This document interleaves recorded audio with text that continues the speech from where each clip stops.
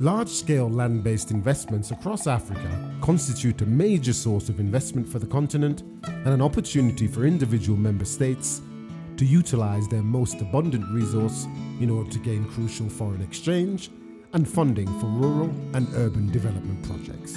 From investments in major agricultural projects to developments in water-based and large-scale mining activities, Africa's most abundant resource has the potential to accelerate the development of the continent and transform the lives of individual communities.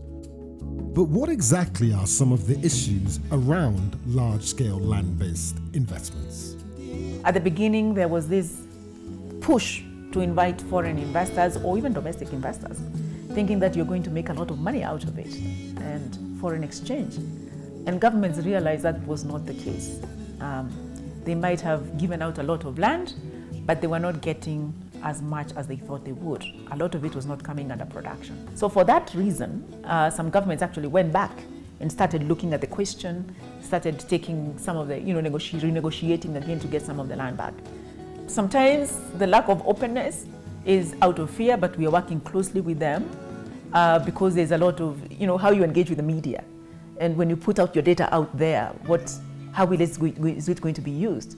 So I think it comes from both sides and trying to work both with the media and with the government as partners in this, so that we're pushing each other towards a more responsible way of governing our large-scale land-based investments. But on the other hand, we are supporting governments to be more transparent about it. The scope of land-based investments across the continent is vast, with African investors and multinational companies playing a major role in a multitude of sectors.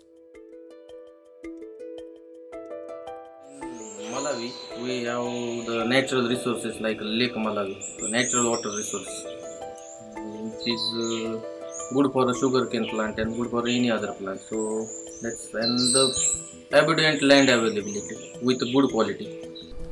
Le potentiel est là et il faut une vraie politique nationale de développement agricole à Madagascar. Il faut de plus en plus que l'administration travaille de près avec le secteur privé et retienne les propositions du secteur privé. Il n'y a pas d'avenir sans le secteur privé, il n'y aura pas de croissance économique sans le secteur privé. The idea is to secure land, that's the first. And those investors, these foreign investors, can help also the local population to secure their land. The strategy of the government is first secure the land of the local population and then secure the foreign investors. So it can be done in parallel.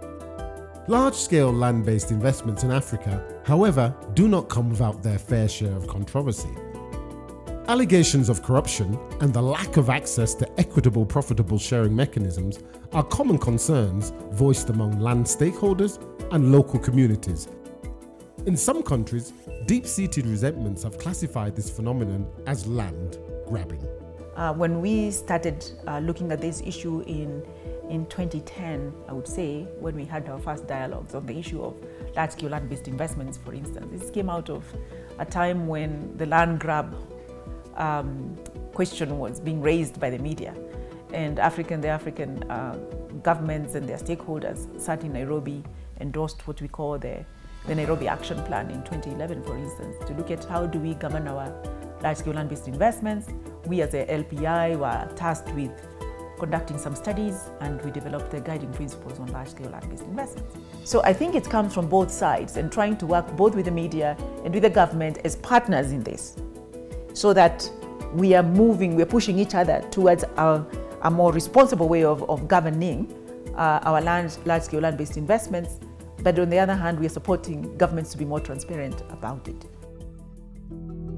With many countries on the continent inheriting colonial laws relating to land tenure, reform is a key attribute to preventing internal disputes and giving investors peace of mind. A lot of our countries haven't really done a good job in terms of demarcating the land, delineating boundaries. So it becomes even difficult to start if you don't even have that kind of a data to even start again collecting the right kind of data. So we haven't moved along. Some countries are moving, in that direction. I think Rwanda can be a case where, because they have moved in terms of documenting rights, putting the right boundaries in terms of survey, we can move towards then having a land database.